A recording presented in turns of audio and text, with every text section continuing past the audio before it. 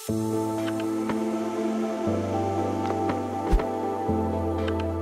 po si MJ from Coban Cat or CBK Pro. Isa po sa mga produkto namin ay itong Vertex 360 Compact Welding Simulator.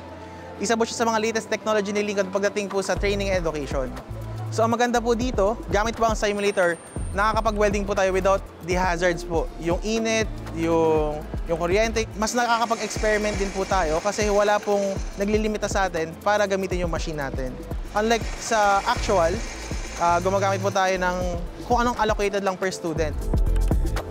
Ang maganda po dito, dahil digitalized na po siya, mas nakakaingganyo po siya sa mga younger generations po natin.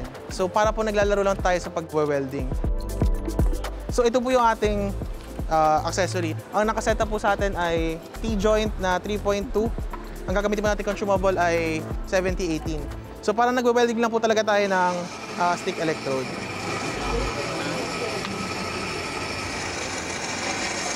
Makikita niyo po dito, hindi niya lang po sinasimulate yung visual, pati po yung audio na sa-simulate din.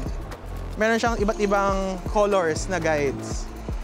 So kapag green po yung guide, sinasabi niya po yung tamang position. So ipa-follow lang po natin siya.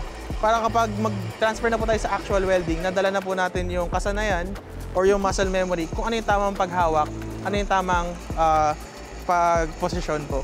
Ang maganda po dito, meron po siyang assessment page. So pwede niyo po kayong i-score kung kamusta sa performance niyo. So pag pinindot po natin itong NPAS, i-grade niyo po kayo sa 5 attributes na ito: position, travel angle, work angle, travel speed, and arc length. Hindi po siya kapalit ng actual welding. Ito po ay, yun nga, support lang or supplement na kapag lumabas na siya sa mismong workforce natin na mga welders, may experience na siya.